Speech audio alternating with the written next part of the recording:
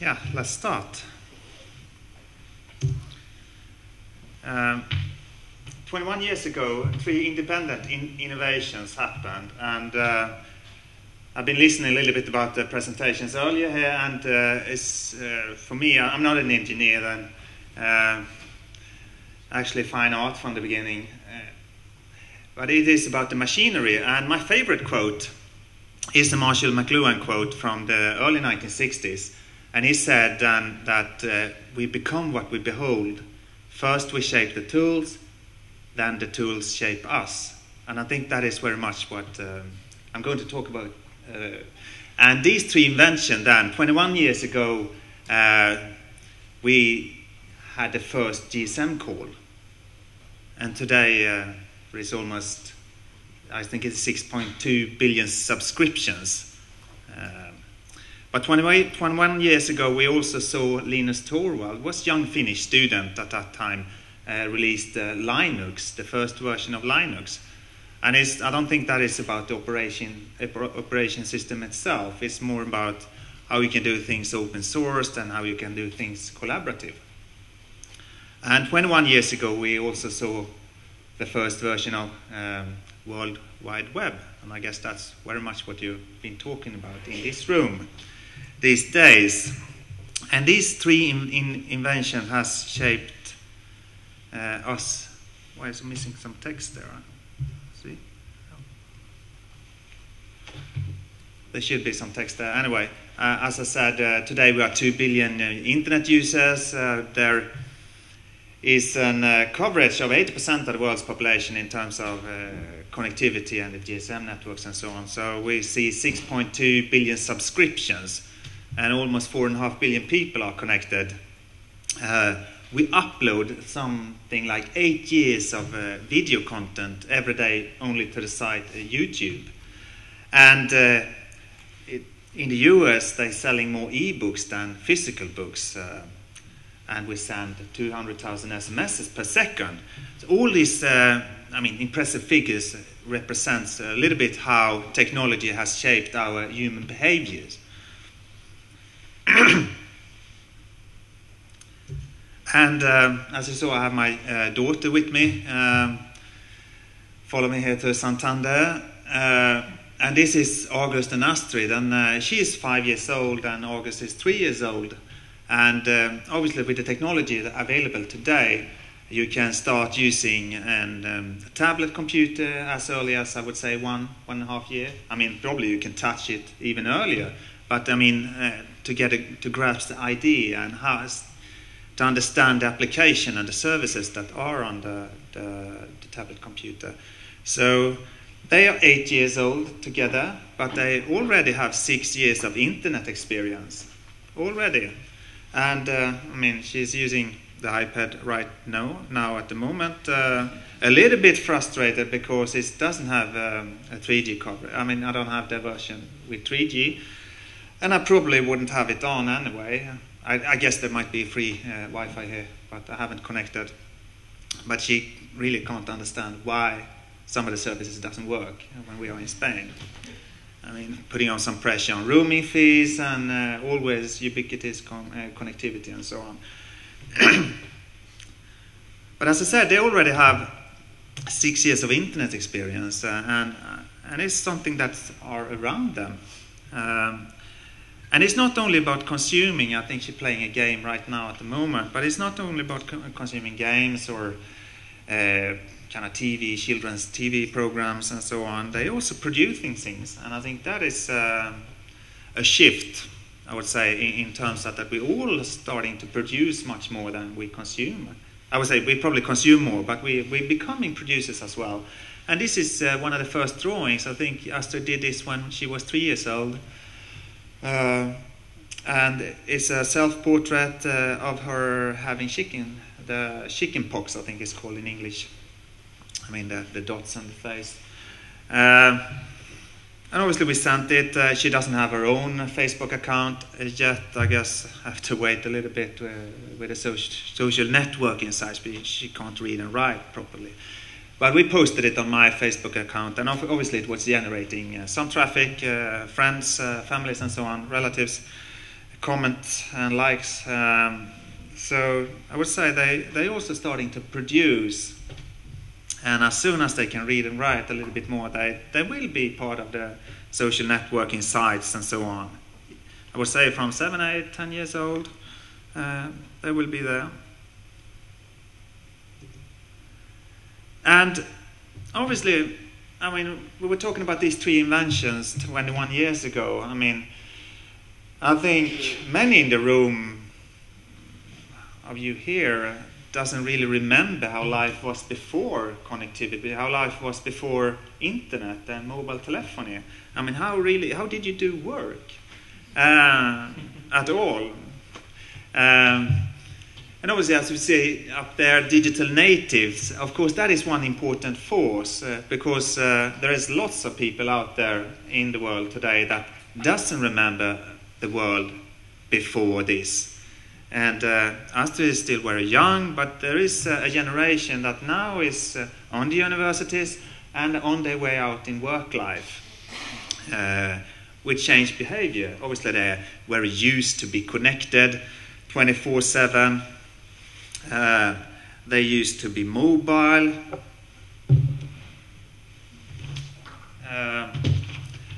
Obviously, the thing is that you become time and space independent. You have availability to all the knowledge, all the information, all the networks, all your friends at any time. And of course, that is a major shift compared to how life was before. And there is a couple of billion people out there, including us in the room, that thinks about our digital appearance. I mean, obviously, I dressed like this, coming here to speak, and that was some choices I did. And obviously, we also think about how we are represented on internet in various formats. You choose your picture, your profile, and you link up with 13 people, and you connect, and you manage your digital profile on a daily basis. And that becomes as natural as, dress in the morning. And also, I would say the word collaborative is something that is a fundamental shift compared to life before. We are becoming collaborative. We were just looking into academic papers. If you look into academic papers 20 to 30 years ago, you saw more of a single submitted papers for publications, one author from one department, from one country. While today you see much more of cross collaboration between departments, between countries, if you look into published academic papers. And obviously the reason for that is that we have the tools to collaborate, and we have the tools to share, and we are more active in producing content together.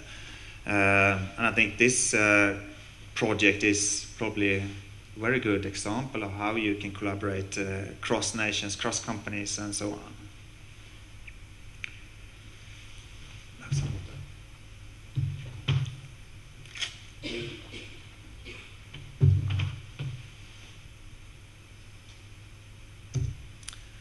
And what has this done more to people? I will give you some example. I mean, my background is consumer research, and that's actually my line organization at Ericsson then, but we do extensive research about people's behavior, both quantitative and qualitative. We go home to people, we interview people, and to see how what they're doing within various topics. And this is from a project I did earlier this year, and it is about producing people that using internet. And this is Irina, she's from Russia, in Moscow, and she's operating a site and a service called Lisa Alert. And this is as an example how you can do quite advanced operations using internet and the services on internet. And it started when a young child and her aunt disappeared in a forest outside Moscow, and the authorities, the police and so on, they didn't do anything really They didn't have the means or the information to really do a search and rescue operation. And in the aftermath of that tragic happening, they started, or Rina started this site, Lisa Alert, and she's really using internet, and it's centered around the site, but she connects different niche communities, such as the helicopter communities, the dog communities, extreme sports community, and so on. And she have a connection with the mass media, and she's building a database of 2,000 contacts and volunteers, and she's using SMS and so on to communicate out. And what she's doing is that she actually, you can see a little bit on the bottom of the web page, she's collecting information about missing children, and she's organizing real rescue operations with helicopters, with dogs, with tents, with food and everything for the volunteers. And it's only a small group of people doing this, and they obviously couldn't do it without the net. And this, I think, shows how powerful the net can be, and the services, and if you connect them. So this is, I think, a very good example of a grassroots networked operation.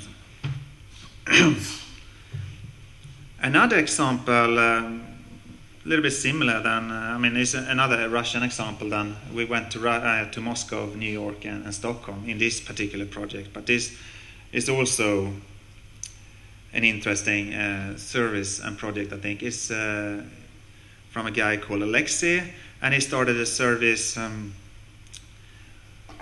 about road problems, potholes in Moscow street. Every winter there is a lot of damages by the temperature on the streets, and he was so fed up with all these holes and problems of the streets, so he just started this site where people could basically position the problem and send it up to the site. And it, it's in Russian, but I think the icons speaks for themselves almost. It's published to the authorities, the first step, and they have 37 days to do something about the problem, according to Russian law. And if they don't do that, the third step, that you can post this issue to the public prosecutor. And just by getting this site together, I think actually the screenshot is quite old, but you can see down there is, at this particular moment, I think the site has been live for 10 months, and there is already 11,257 road problems reported. And other users that Alexei didn't know, they developed iOS app and Android apps for making it easy to position the problems. And as you see, 398 at the moment, the authorities at the moment, and there is already 2,766 holes fixed.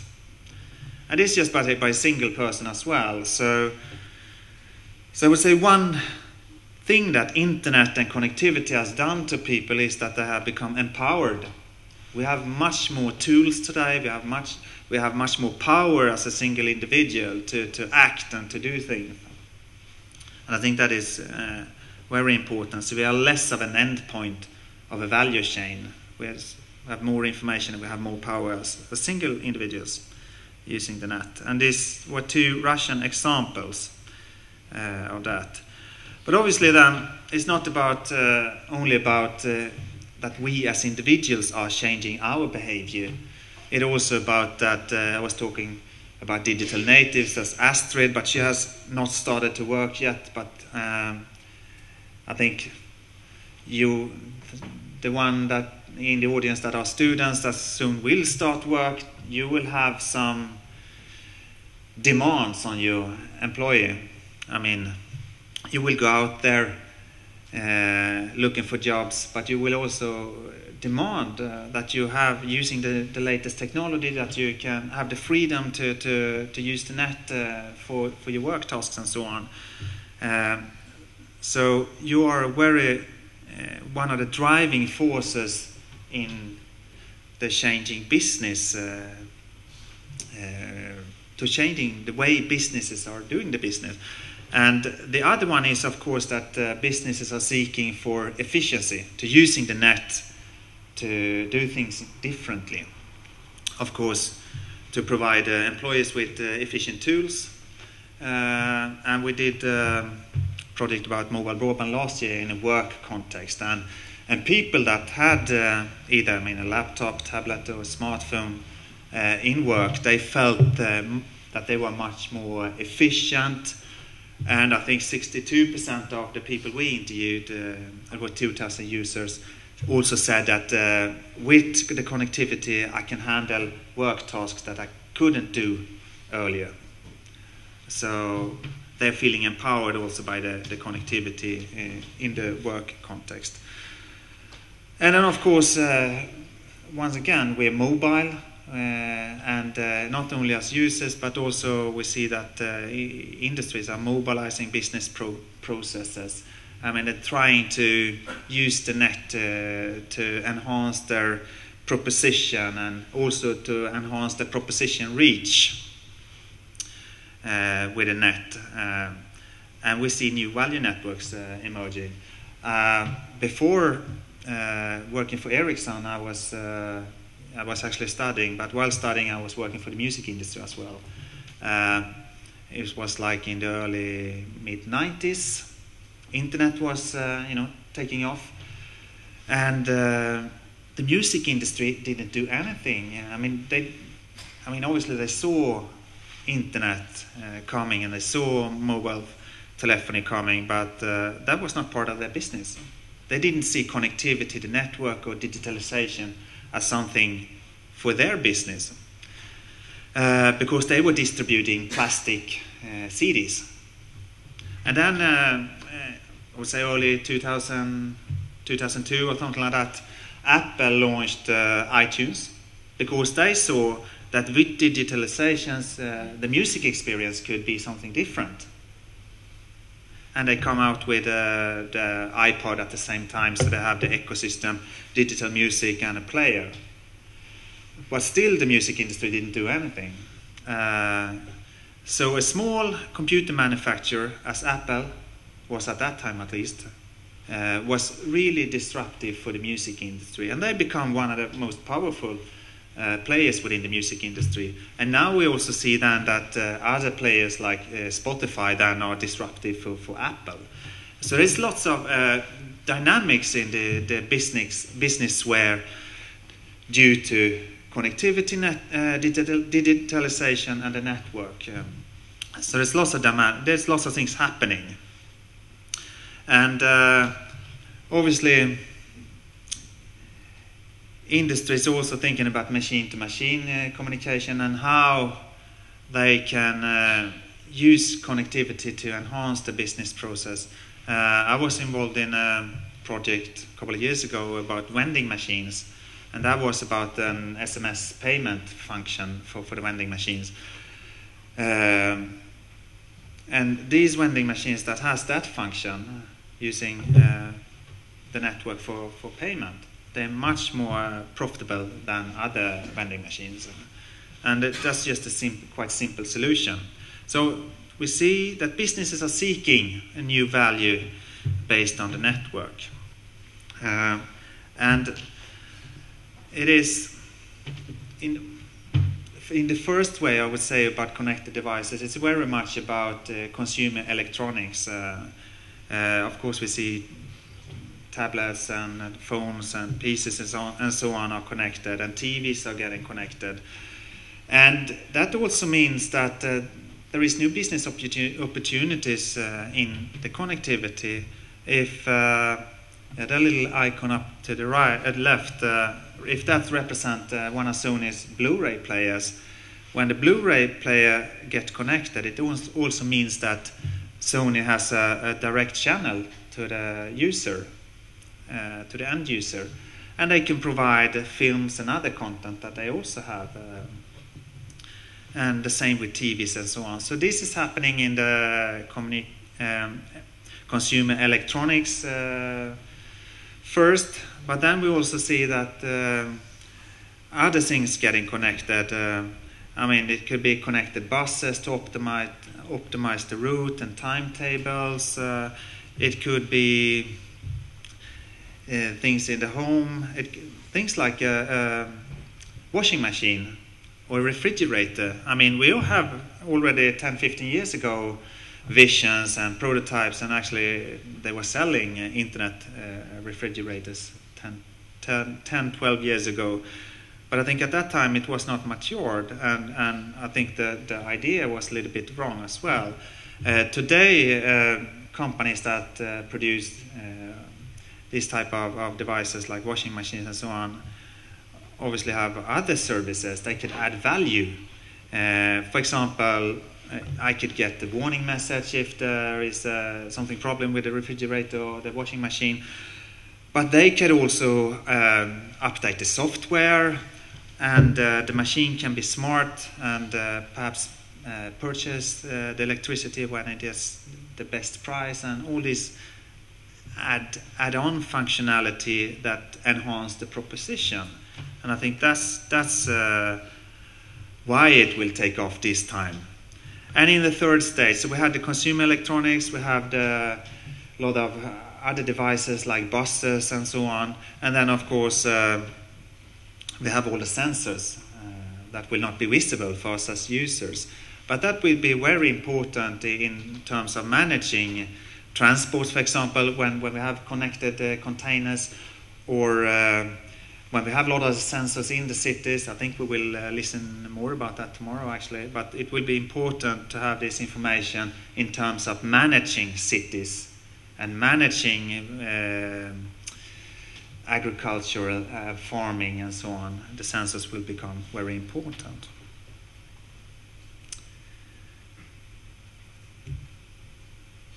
But it's not only about, then I was talking about the consumer and how we change behavior, and also how we one of the forces in changing the way how we do business, and how businesses are then using the network to enhance their proposition. But it's not only about connecting things. It is also about changed behavior in terms of open up the companies. And I think this is a big cultural shift for many companies. This is an example is from Procter & Gamble. For me, it's a quite traditional company with a lot of brands in fast-moving consumer goods. But 50% of the new products on the market that were created by Procter & Gamble last year were ideas from somebody else outside the company. There was not any business developer at Procter & Gamble that came up with the idea. It was somebody else, a private person, a consumer, an individual somewhere. So what they have done is to basically create a platform for people to connect to that platform and utilizing it for to make their idea happen. And I think that is openness in terms of how research is done and how product development is done going forward. And I think that might be hard for many traditional companies to open up, but it will be necessary. Another example from the research world, this is from Washington University. I don't know if anyone have seen this or tried it or know what it is. It is a research project called Fold It. And what you see in the middle, so this is just a screen dump from, I downloaded the program on internet and I signed up, and I was part in this research about proteins. So this is a protein, because they research in proteins, and they are folded in different ways.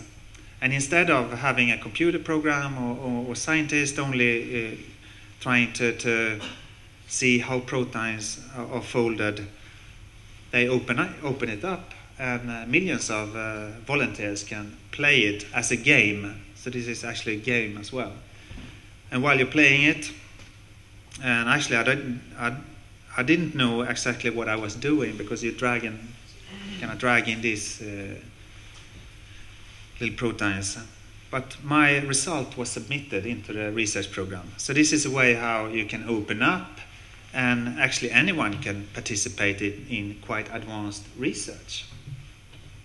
Once again, about openness.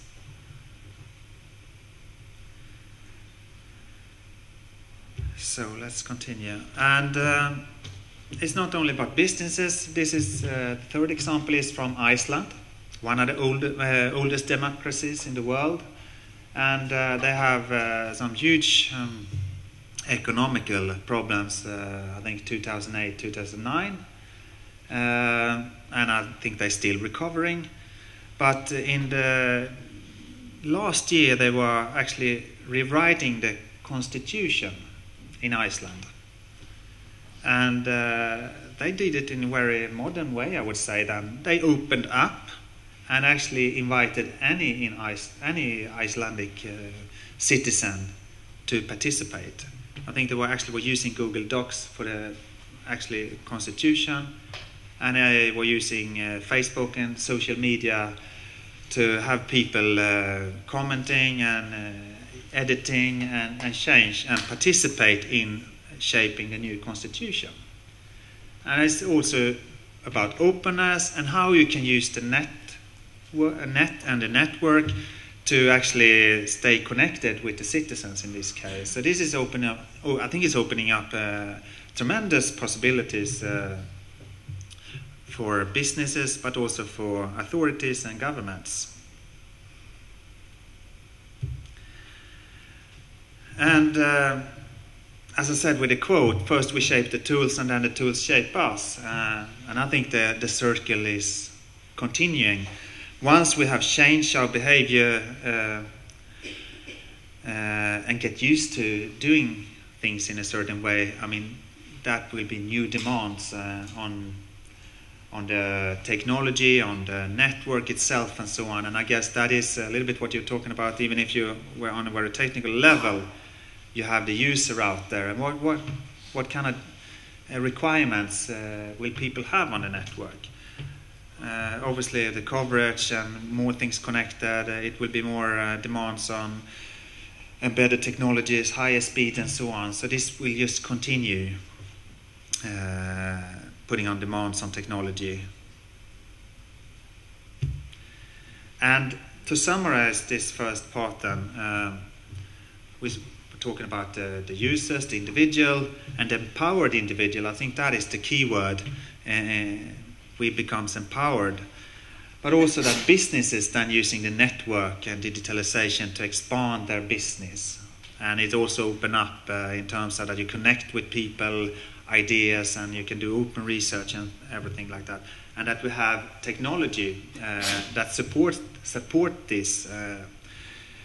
And that these three, I would say, call them forces, collaborate, they work together. When 3G was launched like 10 years ago, there was lots of problems, and not with the 3G itself, but these three areas did not connect. Even if the technology were there, we didn't have the devices, we didn't have the experience, or we didn't have that kind of a changed behavior, and the business models were certainly not there, and the content, and there was missing parts in the chain. And but now, I would say that we have experience, we are empowered, businesses are using it, and we have technology supporting this. And that is the reason we believe at Ericsson that we actually are on the brink of a network society. And if we go 20 to 30 years ahead in time, we will look back at our time as the starting point for new era. And I don't know if you're familiar with Kalata Peres' theories. She's a professor in Estonia, and she's been studying technology shift through history. And all shifts, like we're going from agricultural society into an industrial society, you've been investing in technology, and you've been building out technology, creating new behavior around that technology, and then you reach a point where you can start to organize the society differently. I mean, if we moved from the countryside into the cities and we started an industrial society, I mean, with railroads and steam engines and all these new technologies, at that time you came to a point where the society itself started to organize itself around this technology, but in a different way. New companies were coming and so on. And we think actually we are here now. Once again, we've been for more than 20 years. I mean, the example was these three technologies, the GSM or the Linux and the World Wide Web. They are 20 years old, but of course we have computer experience even longer. So I would say we have 40 years experience of this new technology, and we now come to this point where we can organize society differently. And the new era then that we call the networked society, the steam engine of that time is the mobility, the broadband and the cloud. But that is not enough. There is, for people to create services and so on, there is another layer, a kind of an interaction logic or an enabling layer, if you would call it like that. For example, identity, my identity or a specific device identity is important, the location, my preferences or that particular device preferences, open data and information, timetable, temperatures, and all this kind of data that is available is very important. Developing new services and setting up new companies and so on. I mean, we're talking about the music industry. And that to consume music today is a completely different experience. It's about social networking, but it's also for the companies that are operating for Spotify or for Universal Music is very much about lots of this data as well. They can measure real time exactly how many listening to this particular song and so on, and of course that gives them new possibilities. If we merge these, the mobility, the broadband and the cloud together with this kind of logic, we call that the interaction infrastructure. And I think hopefully at your presentations on the USB stick, I think there should be some titles, headlines and so on, that is included. And why is it important for the network society or the society going forward? It is because I can't imagine any sector, any area, any business that will not be dependent on this interaction infrastructure. I've been doing research about the school and education the last 2 years as well, and that is one of the areas that really is in transformation as well, exactly the same way as the music industry, due to that the students that you and I guess there is some students in this room, that you are connected, so the role of the teacher changes, the role of the room, a lecture room like this changes, and it gives universities completely new possibilities. We've seen that MIT in the US and Harvard they have open classes. There could be 100,000 people in one class, and of course it was not possible before, and that class could be offered to anyone in the world, even if there is no university where you live. It would be in healthcare, utilities, media, and so on. So we can't really imagine any area that won't be dependent on this infrastructure. And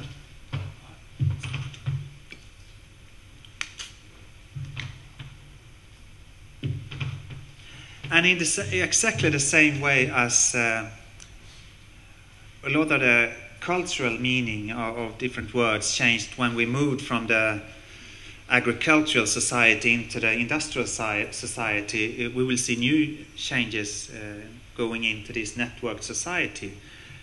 The word time, for example, it meant something in the agricultural society. Actually, seconds were not invented at that time because you didn't need seconds. that was something that came with the industrial society. You needed to organize factories and so on, and you needed to have a finer granularity on the word time. And I think time will change once again. And the same is with trust and identity. These are words that has changed in the different societies, and we will have to fill them with new meaning in the network society. And obviously Ericsson doesn't have the answer on all these questions, and that's of course one of the reasons that we work with other stakeholders, and that is something that we want to collaborate and discuss with other people. But in our analysis, all these are words that will change and will have new meanings.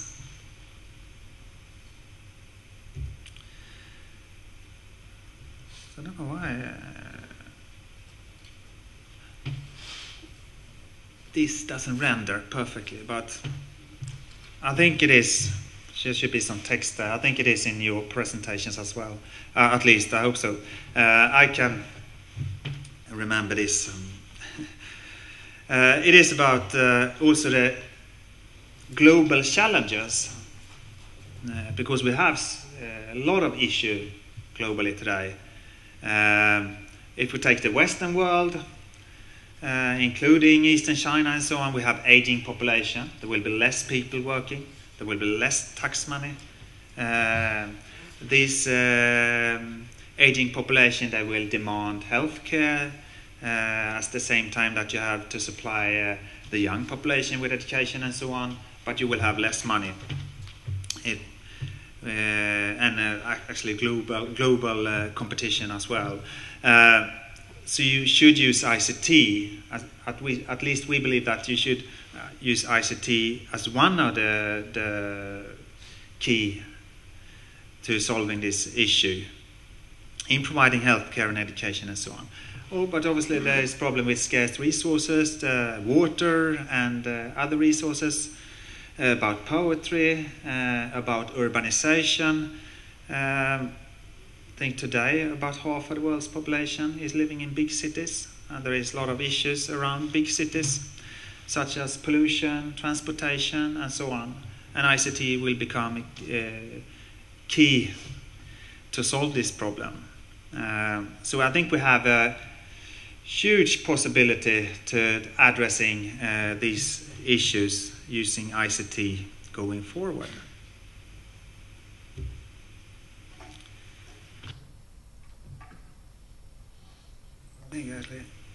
Yeah, I think I'll skip that image and go to the next one.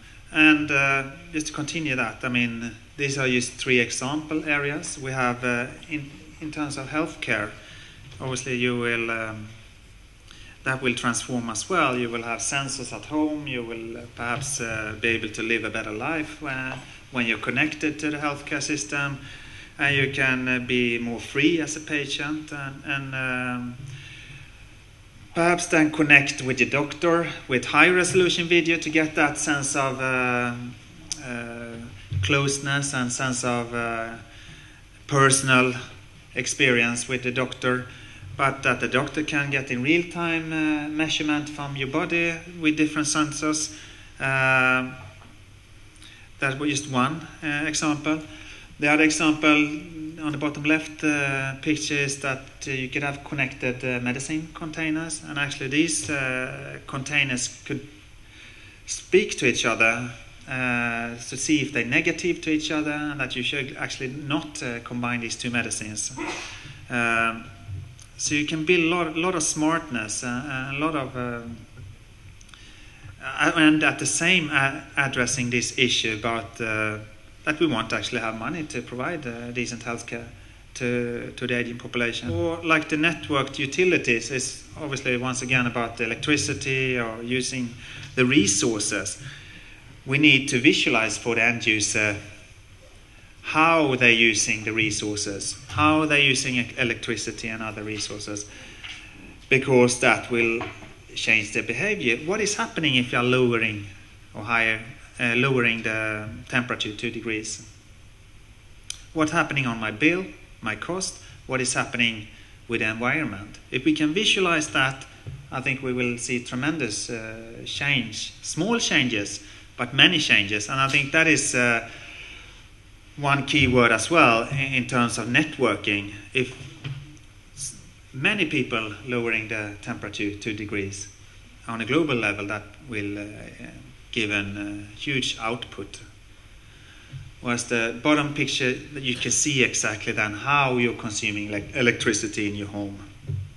I don't know how we do time-wise. I think actually, I don't know why the text is missing now, so I have to. Can you have the PDF in the same folder? So if you go to the folder, you should be able to. Okay, but I think this is my last image, and the good thing about that, I guess, that you don't have to read, so you can concentrate on me speaking then. So Ericsson's vision about the network society is that devices, knowledge, information, and people are connected for the growth of society, life, and business. That is basically the essence of how we see the world, or the world we're working towards is coming, or how we want the world to be shaped. And I think actually that was my last slide then, and I don't know if I'm ahead of the time, or we can have perhaps questions. I guess I'm the only one between you and the lunch. So.